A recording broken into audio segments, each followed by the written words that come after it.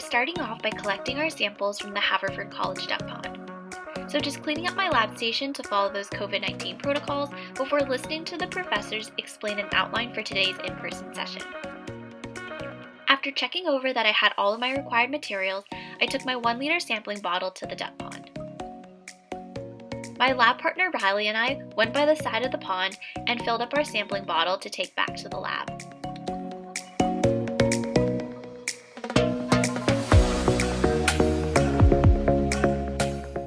So here I'm pouring 50 milliliters of my water sample into the conical centrifuge tube, which will be used later in case we want to return back to the original sample.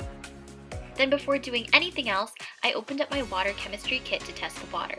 It's important to do this step right when we get back from collecting because we don't want the environmental changes of the lab to alter the chemistry of the water.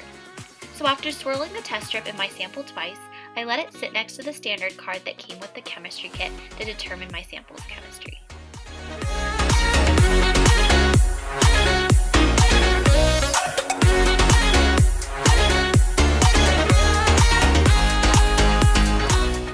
So now I moved on to the filtration step where I sucked up the water into a syringe, attached a filter component, and then pushed the water through it so it ran through the filter.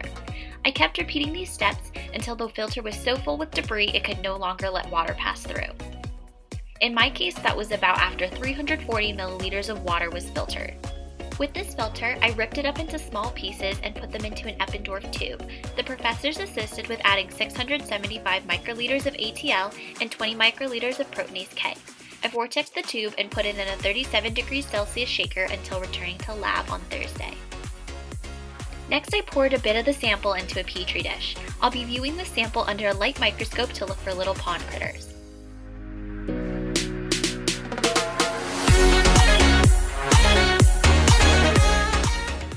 So now for the fun part is viewing the sample underneath the light microscope. And so to do this, I started off by cleaning the microscope with 70% ethanol and adjusting the coarse and fine knobs until my sample was clear. I searched around for the little critters, and once I found them, I isolated each in a water-filled Eppendorf tube. We will return to them when we're ready to prep our samples for target barcoding.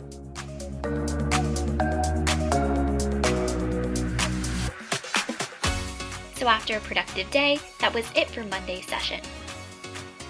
On Wednesday, I made my way over to Bryn College to take a water sample from their pond. We followed the same procedure that we did when we collected our sample from the Haverford College duck pond, taking the water chemistry and looking for invertebrates. Except this time, we didn't look within the sample collected, but instead on the banks and rocks surrounding the pond. Unfortunately, I didn't get a video of it, but I did catch a spider to put in the 50 milliliter conical tube. Once finished, we headed back to campus to put these samples in the fridge or freezer to be returned to on Thursday's lab session. For Thursday's lab session, I'll be returning to the sample that was prepared on Monday that used the filter from the duck pond. After cleaning up my station, I started by pipetting the solution out of the tube and paying attention that my pipette tip didn't touch the filter that was inside.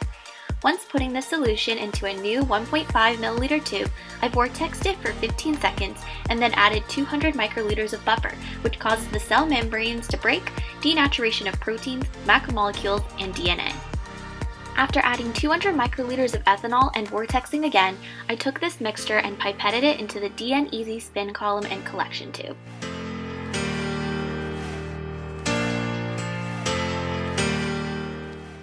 I then spun the sample in the centrifuge for 1 minute at 8,000 RPM. I repeated this centrifuge process, but adding 500 microliters of buffer AW1.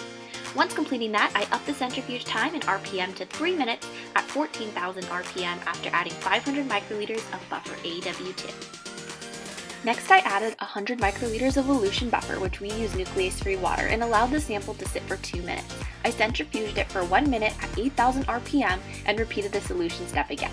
Now the sample will go into the freezer as we have extracted the DNA. Returning back to my sample from the Bryn pond, I filtered it using the same procedure as I did on Monday with the duck pond sample. This time, the filter became full after about 100 milliliters of water flowed through. Like I did on Monday, I ripped up the filter, added it to an Eppendorf tube, and had help from the TA to add ATL and proteinase K.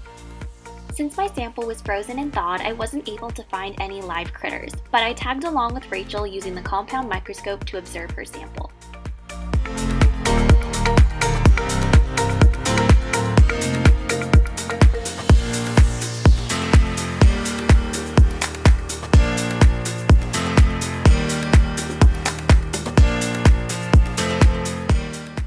Before putting my second sample back into the freezer, I added 1.5 milliliters of it to an Eppendorf tube to be spun down and possibly used for target barcoding.